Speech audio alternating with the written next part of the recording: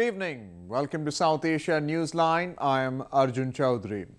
Here are the top stories we're tracking for you on Wednesday, the 23rd of December. Afghan forces in desperate bid to hold off Taliban in Helmand. Nawab Akbar Bugti's son appeals to Pakistan court for exhumation of his body. And new juvenile justice law draws mixed reactions in India. And now for all the details. 2 days after the juvenile convicted of raping a paramedic student in 2012 that led to her death walked free, the Indian Parliament passed a stronger new law to try juveniles as adults in the case of brutal crimes. Many are critical that the law is more retributive in nature than the earlier law.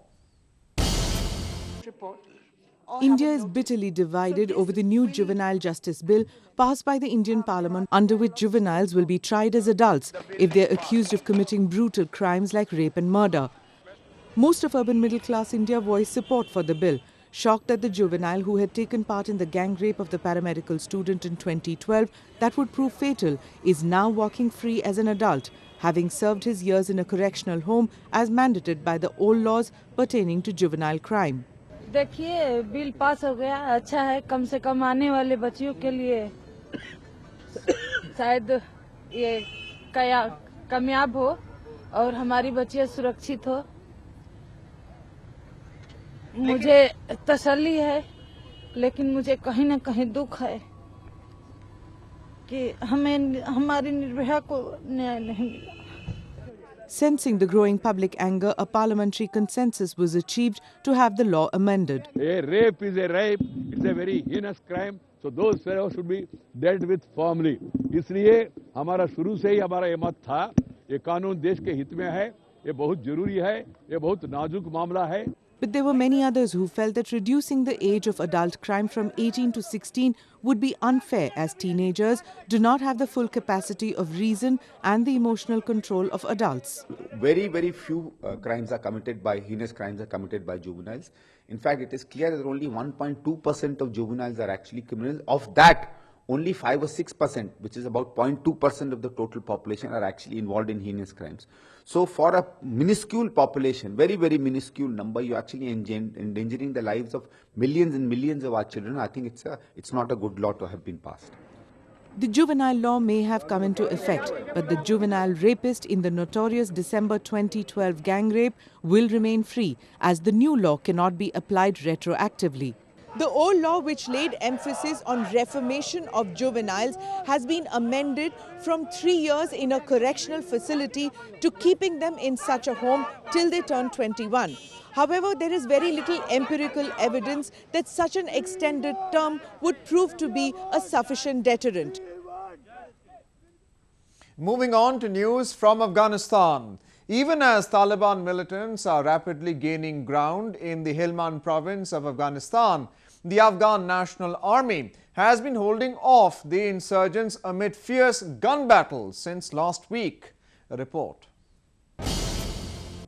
The Taliban has taken control over the entire district of Sangin except for the police chief premise and another compound where a battalion of Afghan National Army is based, officials said. The beleaguered Afghan army and police are waiting for reinforcements promised by the government in Kabul. موږ دغه سرونه په لاس کې نیولي وطن دپاره چې هر وخت موږ ته امر وشي د وزارت د خوا نه یا د کل اردو د خوا نه موږ بس حتی زه په خپله تنام زه دا کولی شم چې دښمن ته په خپله باندې جواب ورکړم او نور موږ ورته آمادۍ ور وخت. The British troops, which were sent over the weekend from UK, are airdropping ammunition and food for the Afghan forces to prevent complete fall of Sangin to Taliban. The British troops are part of the NATO's Resolute Support Mission for training, advising and assisting of Afghan forces. December marks 1 year since NATO forces ended its combat mission in Afghanistan and handed over security operations to Afghans.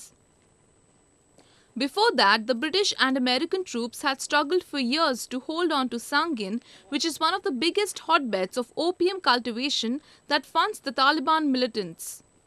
The loss of Sangin to Taliban will be a setback to the Afghan government, which is struggling to contain the rising menace of the insurgent group even 14 years after the hardline regime was ousted. The Taliban takeover of Kunduz in the north in September for 3 days had undermined the authority of the government in Kabul. The Afghan government has hailed the United Nations move to extend sanctions against the Taliban. The UNSC's vote renewing financial, travel and arms trade restrictions on the group and its supporters for another 18 months comes at a time when Afghanistan has been witnessing a surge in Taliban-led violence in the country. On Tuesday, Afghanistan's Interior Ministry called on the international community to take a hardline stance against the insurgent group's financiers in order to push them to join peace talks. The peace negotiations between the Afghanistan government and Taliban were stalled in July after confirmation of the death of the group's longtime leader, Mullah Omar, sparking a power struggle among the group's factions. Staying on news from the country, the Afghan parliament has urged the government to immediately block the broadcast frequency used by Islamic State militants in the country.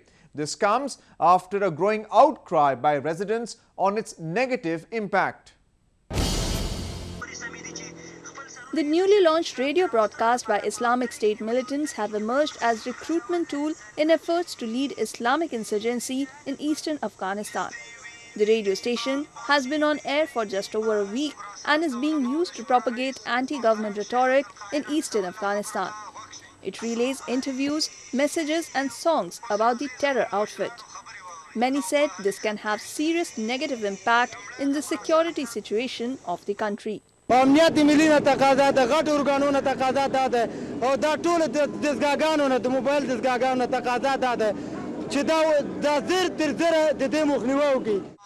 The Islamic State's affiliates launched the radio station amid growing concerns that the terror group is gaining foothold in Afghanistan and is attempting to establish a regional base in provincial capital Jalalabad.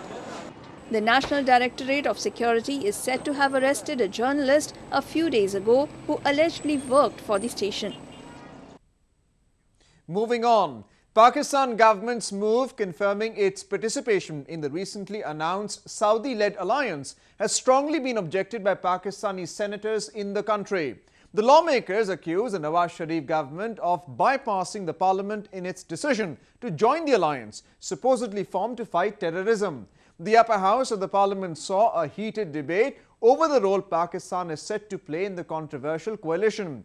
Saudi Arabia's inclusion of Pakistan in the 34-nation military alliance had earlier sparked confusion, as Islamabad had said that it was not consulted before Riyadh made the announcement. Later, Pakistani authorities confirmed the country's participation. In a surprise move, the Saudi government last week announced a military alliance of Muslim countries, including Pakistan, for coordinating and supporting military operations against terrorism in Iraq, Syria, Libya, Egypt and Afghanistan. Meanwhile, Nawab Bugti on Wednesday filed an application with a Pakistan anti-terrorism court seeking to exhume the body of his father and Baluch nationalist leader Nawab Akbar Bugti. Nawab Akbar Bugti was killed in 2006 in an explosion in a cave where he had taken refuge during a military crackdown. Nawab Bugti said that he wanted to ensure that it was his father who was buried after he was killed in the mountains of Dera Bugti district on August 26, 2006. Nawab has asked the Quetta court to order for a DNA test of the body by International Forensics team after the exhumation. He said that none of his family members were present at Dera Bugti during the time of burial. In a separate application, Nawab requested the court to summon the members of a parliamentary committee who had met Akbar Bugti following the violence in Dera Bugti in March 2005, in which dozens were killed. The court accepted Nawab Bugti's applications and fixed December 30th as the date for next hearing. An anti-terrorism court had early this year charged former military ruler Pervez Musharraf, among others, in the Nawab Akbar Bugti murder case, but all of them pleaded not guilty. There is growing apprehension among the people of Gilgit-Baltistan over the much publicized China-Pakistan Economic Corridor or CPEC. People believe that the mega project is a deliberate attempt to change the demography of the region.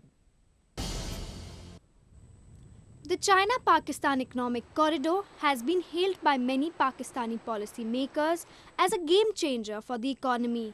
But the people of Gilgit-Baltistan are wary about the negative impact of the mega project in the region.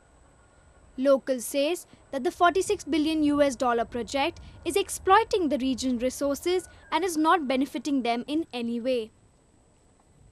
People apprehend that China will be the main beneficiary of the project. They allege that the project without the political and legal arrangements will make the region vulnerable to exploitation by big businesses and apathetic administration. मुल्क की मदद से जिस मुल्क के अंदर हमारी पूरी दुनिया की अगर आप ह्यूमन राइट्स ऑर्गेनाइजेशनों के जो देखें concern regarding Chinese political situation तो वहाँ जो है वो किसी को बोलने का हक नहीं है, किसी ट्रेड यूनियन बनाने का हक नहीं है, तलबा को अपने यूनियन अपने कंसर्न एड्रेस करने का हक नहीं है। तो ऐसा मुल्क जब $46 बिलियन इन्वेस्ट करके तो एक ट्रेड रोड बना रहा है तो सबसे पहले ये देखना ये है कि चाइना के अपने डिजाइन क्या है। The people of Gilgit-Baltistan are also angry with Pakistani government for not taking them into confidence and not ensuring the protection of their rights and interests while going ahead with CPEC.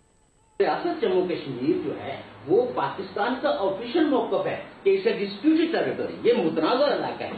Pakistan के अपने constitution के section 2.7 में ये दर्ज है कि रियासत जम्मू कश्मीर का कोई पार्ट भी हमारा ऐसा नहीं, ये पाकिस्तान के डिफेक्टो एडमिनिस्ट्रेशन में है। यूएन की रेजोल्यूशन को दोस्तों जिक्र किया, मैं उनको नहीं वो करूंगा, बट पाकिस्तान जो है उसका अपना जो ऑफिशियल मकसद अब मेगा प्रोजेक्ट्स जो है उनको शुरू करने से पहले क्या कश्मीर के जो स्टेक होल्डर्स हैं उनको एतमाद में नहीं लिया जाना चाहिए। The multi-billion-dollar corridor aims to connect Gwadar port in southeastern Pakistan to China's northwestern region of Xinjiang via Gilgit-Baltistan. In Nepal, the ethnic Madhesi community has rejected the government's three-point roadmap to resolve the crisis and stated that the ongoing agitation would continue till the time all their demands are met. Earlier, the Nepal government had announced to amend its constitution to address Madhesi demands. United Democratic Madhesi Front or UDMF called the government's proposals abstract, visionless and vague. It said that the proposal shows that the government has failed to present itself seriously towards addressing the 11-point demands of the Madhesis through dialogue. The UDMF also maintained that the ongoing agitation would continue till the time all its demands, including amendment of provincial boundaries, issue of citizenship and formation of electoral constituencies on the basis of population weren't met. The Nepal government had earlier announced to form a high-level political mechanism to redraw the borders of federal provinces as part of its bid to end the prolonged Terai crisis. But the Madhesi leaders stated that the redrawing of the internal boundaries of states is their main demand and it should be resolved immediately and not be left for the future.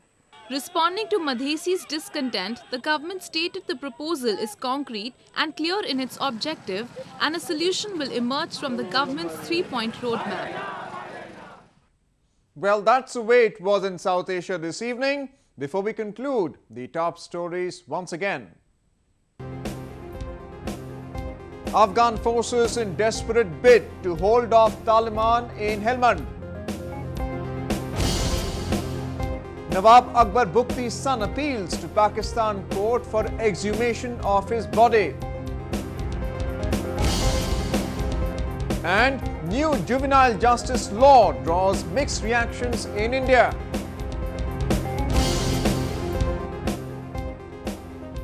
Now our viewers can watch the show on SouthAsiaNewsline.com. You can also visit us on Facebook.com/SAsiaNewsline and follow us on Twitter @SAsiaNewsline.